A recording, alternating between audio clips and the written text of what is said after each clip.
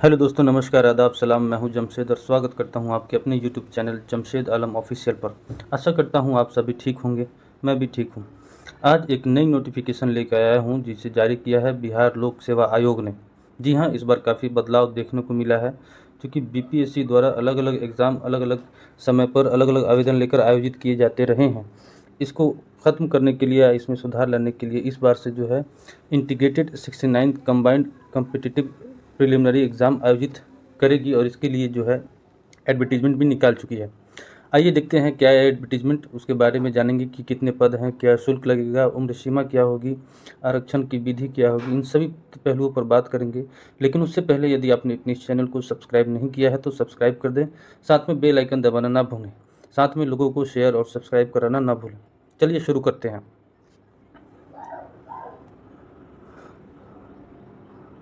BPSC ने जो है इस बार एकीकृत 59वीं संयुक्त प्रारंभिक प्रतियोगिता परीक्षा के लिए ऑनलाइन आवेदन आमंत्रित किए हैं। सामान्य प्रशासन विभाग बिहार सरकार द्वारा जो है विभिन्न सेवाओं समवर्गों के लिए रिक्तियों का आरक्षण अधियाचना भेजी है। अधियाचना अनुसार 69 बीपीएससी प्रतियोगिता परीक्षा के लिए नियुक्ति करने हेतु प्राप्त पद जो इस बार हैं वो दो सारणी में बताया गया है। सारणी 1 जो जनरल बीपीएससी का सिविल सर्विसेज वाली अर्थ होती है, और दूसरा जो इससे इतर होती है। लेकिन चलिए देखते हैं कि कितनी पदें हैं सारणी 1 में जो 69th संयुक्त प्रतियोगिता परीक्षा के लिए होंगी। तो कह रहे कि जिला समादेष्टा का जो है एक पद है, जिला समादेष्टा का एक पद, राज्य कर सहायक आयुक्त का 3 पद, अवर निर्वाचन आयोग यानी कि इलेक्शन ऑफिसर, उसके जो कुल पदों की संख्या 4 है, 4 पद हैं।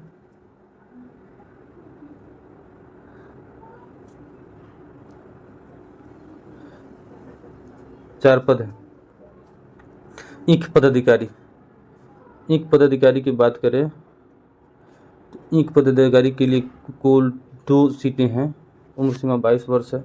डीओ डिस्ट्रिक्ट शिक्षा सेवा बिहार शिक्षा सेवा के लिए शिक्षा विभाग के लिए है, 2 पद हैं, एक महिला एक पुरुष के लिए। अधीक्षक मद निषेध में भी 2 पद हैं। इसके अलावा जिला नियोजन में 3, टोटल 6 पद। प्रखंड पंचायत राज पदाधिकारी, इसमें 29 पद हैं।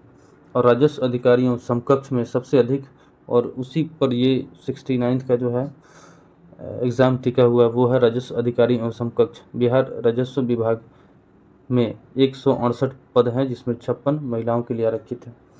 उसके बाद प्रखंड अनुसूचित जाति जनजाति कल्याण पदाधिकारी, उसमें जो है कुल 18 सीटें हैं।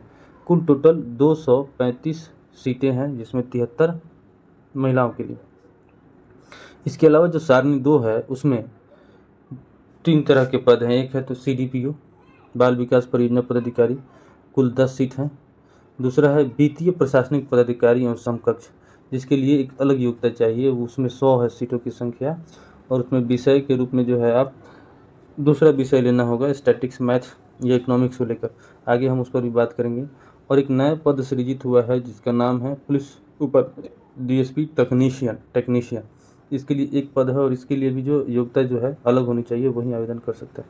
यानी सारणी 2 में कुल 111 सीटें हैं इस बार, जो इंटीग्रेटेड बीपीएससी के तहत लिया जाएगा, इंटीग्रेटेड 69th सीसी एग्जामिनेशन के तहत।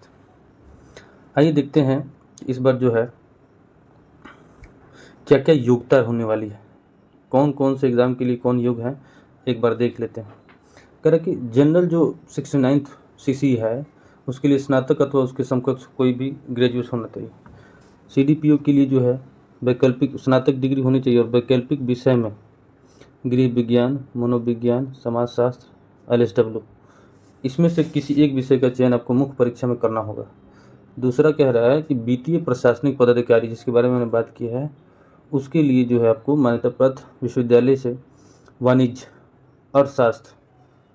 यानी कि कॉमर्स, अर्थशास्त्र, गणित, सांख्यिकी में से किसी एक विषय में स्नातक डिग्री प्राप्त होना अनिवार्य है।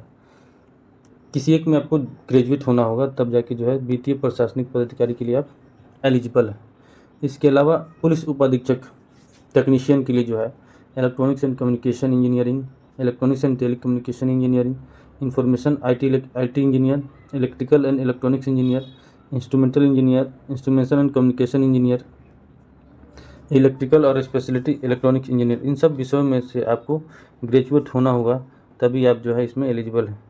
इसमें साथ ही 50% अंकों के साथ पास करना होगा। अगर SC/ST है तो आपको छूट है, 45% मार्क्स चाहिए। ऑनलाइन आवेदन भरते समय आवेदक को शैक्षिक योग्यता के कॉलम में स्नातक या समतुल्य उत्तीर्णता संबंधी पूर्ण सूचना देना अनिवार्य है। विशेष शैक्षणिक योग्यता विशेष वैकल्पिक विषय वाले पद के लिए अभ्यर्थी को ऑनलाइन आवेदन करते समय पद का चयन करना अनिवार्य होगा, अन्यथा उनका पद उनकी दावेदारी मान्य नहीं होगा।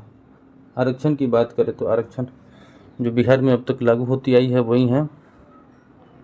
ऑनलाइन आवेदन पत्र इंगित कॉलिंग में आरक्षण का दावा नहीं करने पर आरक्षण का लाभ नहीं होगा, यानी आपको फॉर्म में ही दावा करना होगा। जाति के आधार पर आरक्षण का लाभ उन्हीं उम्मीदवार को मिलेगा जिनका निवास बिहार राज्य में हो और मूलवासी हो। उसके साथ ही आवेदन में दिया गया स्थायी पता ही आरक्षण का प्रयोजन का स्थायी निवास अनुमान होगा। उक्त आरक्षण के लिए उम्मीदवार को स्थायी आवासीय प्रमाण पत्र प्रस्तुत करना होगा। इसके साथ ही SC/ST के उम्मीदवारों को निम्नलिखित पत्र जमा करना होगा। क्या? जाति प्रमाण पत्र और स्थायी मूल निवास प्रमाण पत्र। पिछड़ा अत्यंत पिछड़ा को जो है नॉन क्रीमी जो है राजस्व अधिकारी से या CO से जो बनता है वो होना चाहिए, तब जाके आपको आरक्षण का लाभ मिलेगा। इसके साथ ही विवाहित महिला आरक्षण का दावा करने वाली जाति और क्रीमी लेयर प्रमाण पत्र उनके पिता के नाम में पता से निर्गत होना चाहिए, न कि उनके पति के नाम से। साफ साफ लिखा हुआ है। उपयुक्त आरक्षण संबंधी सभी प्रमाण पत्र आयोग कार्यालय में सत्यापन के समय मूल रूप से प्रस्तुत नहीं करने पर आरक्षण का लाभ दे नहीं होगा। समान प्रशासन विभाग की अधिसूचना इतना क्या लोक में आर्थिक रूप से कमजोर की उपलब्धता के साथ नियम से 10% आरक्षण होगा। EWS को 10% जो है आरक्षण मिलेगा आपके लिए, जो कोटि का निर्धारण किया गया है। इसके साथ ही अलग अलग कैटेगरी में जैसे दिव्यांग होने वाले के लिए कितने % दिव्यांग है उसके अनुसार आपको आरक्षण मिलेगा। साथ ही अलग अलग चीज़ में आते हैं तो उसके लिए भी अलग अलग आरक्षण मिलेगा।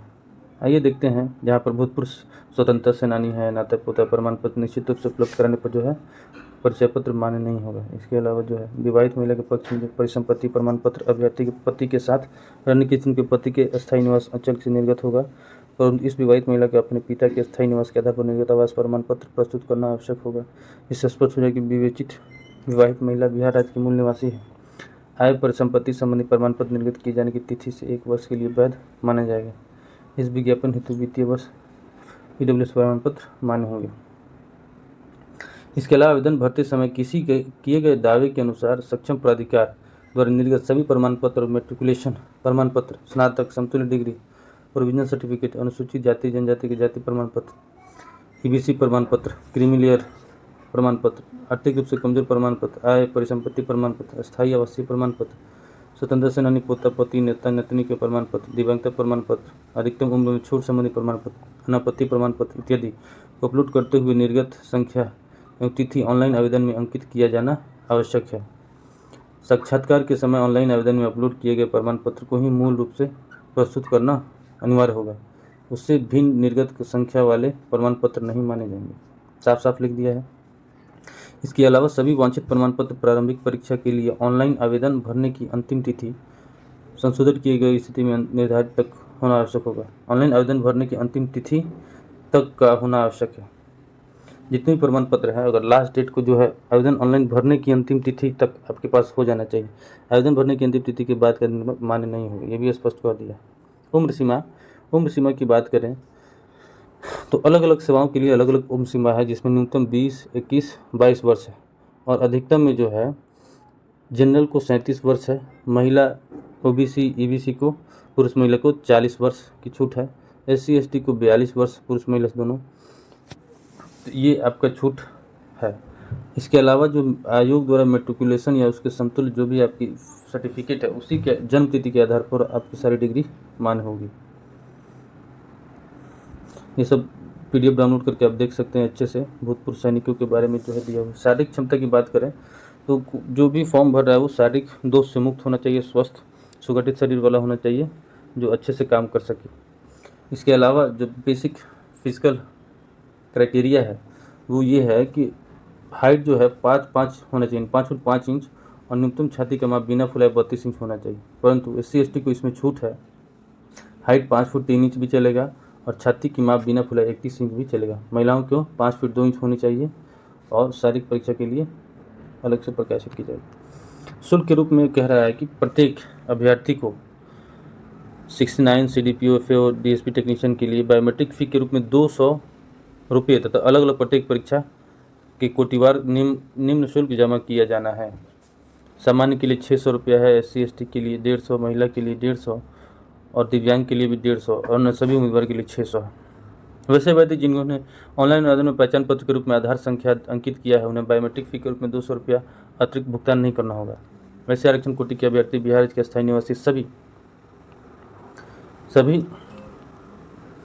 अभ्यर्थी जिनके द्वारा रियायती परीक्षा शुल्क जमा किया जाता है, भविष्य में वैसे अभ्यर्थी का आरक्षण दिव्यांगता एवं बिहार राज्य के स्थायी निवासी प्रमाण पत्र प्रस्तुत नहीं किया जाता है, उन पर संदेह उत्पन्न होता है तो उन्हें रियायती परीक्षा शुल्क के आधार पर अनाहरित किया जा सकता है। दिव्यांगता अभ्यर्थी, अनुसूचित जाति जनजाति एवं सभी वर्ग के महिला अभ्यर्थियों को सूचित किया जाता है कि स्वेच्छा से परीक्षा शुल्क समान अभ्यर्थी के अनुरूप में जमा करें और बिंदु पर अपनी अभ्यर्थी सुरक्षित करेंगे, उसका निर्णय वो स्वयं ले सकते हैं।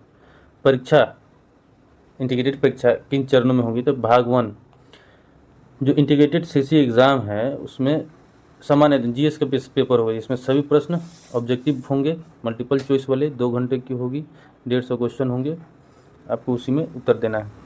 प्रारंभिक परीक्षा में गलत उत्तर के लिए नेगेटिव अंक है, चयन किया जाएगा। मुख्य परीक्षा के लिए चुने गए उम्मीदवार की संख्या कुल संसूचित रिक्तियों में 10 गुनी होगी। कोटिवार समान कट ऑफ अंक प्राप्त करने वाले सभी उम्मीदवार का चयन मुख्य परीक्षा के लिए किया जाएगा। 10 गुना, जितनी वैकेंसी उसके 10 गुना होगी। इसके अलावा सब्जेक्ट में जो है क्या क्या होंगी ये सब दिया गया है। PT पास करना अनिवार्य होगा, ठीक है। सामान्य प्रशासन विभाग बिहार संकल्प इतना के प्रारंभिक परीक्षा में सामान्य वर्ग के लिए 40%, OBC के लिए 36.5%, अत्यंत EBC के लिए 34%, SC/ST महिलाओं के लिए 32%। न्यूनतम अर्हतांक प्राप्त करना अनिवार्य होगा, अन्यथा प्रतियोगिता से बाहर हो जाएंगे। सिलेबस दिया हुआ है, आई थिंक आपको सिलेबस मालूम है। 69 CC के एग्ज़ाम के लिए जो है 100 सामान्य हिंदी है, मेंस के लिए मुख्य परीक्षा के लिए सामान्य अध्ययन पेपर 2 300, सामान्य अध्ययन पेपर 3 300 और निबंध 300, निकुल जो है 3 3 6 3 9 1000 का जो है एग्ज़ाम होगा। इसके अलावा जो विषय के रूप में आपको दिया हुआ है कूट के साथ आप देख लेंगे, कृषि विज्ञान, पशुपालन, मानव विज्ञान, वनस्पति रसायन, सिविल इंजीनियर, वाणिज्यिक शास्त्र, लेखा विधि, अर्थशास्त्र, विद्युत इंजीनियर, भूगोल, भूविज्ञान, इतिहास, श्रम, LSW, law, management, maths, electrical, electronics, mechanical engineer, दर्शन शास्त्र, भौतिकी, राजनीति विज्ञान, मनोविज्ञान, लोक प्रशासन, समाजशास्त्र, सांख्यिकी, प्राणी, हिंदी भाषा सहित अंग्रेजी भाषा सहित उर्दू भाषा सहित बांग्ला भाषा, संस्कृत भाषा, फारसी, इन सभी भाषा में आप परीक्षा दे सकते हैं। बाल विकास के लिए भी 100 नंबर का हिंदी है और 300 का जो है GS1 और 300 का GS2 है। इसमें आप 4 विषय वाले ही ले सकते हैं, गृह विज्ञान, मनोविज्ञान, समाजशास्त्र और LSW। वित्तीय प्रशासनिक में 100 300 का सामान्य अध्ययन, 300 का सामान्य अध्ययन 2। इसमें वाणिज्य, अर्थशास्त्र, गणित और सांख्यिकी अनिवार्य है। पुलिस अधीक्षक टेक्नीशियन के लिए जो है 100 अंक हिंदी के, 300 के GS1, 300 का GS2 और 300 का निबंध लाना जरूरी है। इनके लिए जो है ये वाले जो है सब्जेक्ट से इंजीनियरिंग केयर करने वाले अप्लाई कर सकते हैं। एक पद है, आप देख लेंगे। इसके अलावा जो बेसिक जानकारी है, ऑनलाइन आवेदन भरवाया जाएगा जिसमें अभ्यर्थी द्वारा निर्धारित अवधि में परीक्षा शुल्क प्रक्रिया जमा करना होगा। एकीकृत लिखित परीक्षा के आधार पर अनिवार्य विषय वही होगा। 69 मुख्य परीक्षा प्रतियोगिता के आधार पर अनिवार्य होगा। एकीकृत जो लिखित प्रतियोगिता परीक्षा के विभिन्न पदों के लिए वैकल्पिक विषय अलग अलग होंगे जिसमें किसी विषय का चयन करना अनिवार्य होगा। प्रश्न पत्र हिंदी अंग्रेजी दोनों भाषा में होंगे। सभी 75 विषयों के उत्तर हिंदी, अंग्रेजी एवं उर्दू लिपि में किसी एक भाषा में उत्तर दिया जा सकता है। प्रश्न पत्र के उत्तर को देने के विकल्प के उम्मीदवार उन्हें चाहकर तकनीकी शब्द, वाक्यांश, उद्धत यदि कोई चुनी गई भाषा साथ अंग्रेजी रूपांतर दे सकते हैं। इससे भिन्न स्थिति होने के से उत्तर पुस्तिकाओं को मान करने नहीं करने का संबंध आयोग निर्णय लेगा।